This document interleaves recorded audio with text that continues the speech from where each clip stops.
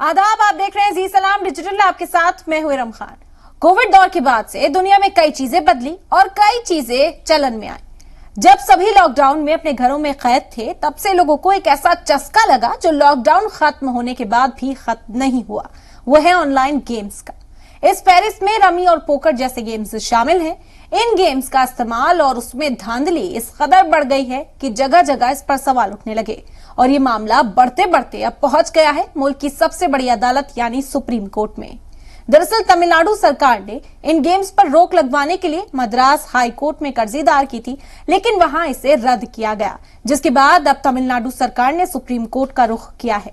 तो अब rummy, poker और इसी तरह के पैसे के लेन देन वाले गेम्स सुप्रीम कोर्ट के जरिए स्कैन किए जाएंगे, जिसके बाद फैसला होगा कि मुस्तकबिल में जारी रहेंगे या फिर इन पर रोक लगाई जाएगी।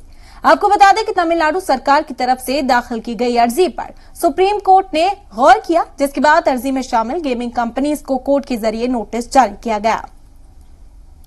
आपको बता दें कि इस अर्जी में तमिलनाडु सरकार के जरिए सवाल उठाया गया है कि जो इस तरह के ऑनलाइन गेम्स होते हैं जिसमें पैसे का लेन देन शामिल होता है, उसे गेम ऑफ स्किल माना जाएगा या फिर गेम ऑफ चांस कहलाएगा।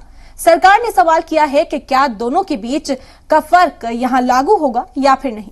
अब देखना होगा कि सुप्रीम कोर्ट के जरिए जारी नोटिस पर कंपनीज क्या जवाब दाखिल करती हैं। उसके बाद ही गेम्स का मुस्तकबिल तय होगा। इसी तरह के और इन्फॉर्मेटिव वीडियोस के लिए आप देखते रहें जी सलाम डिजिटल।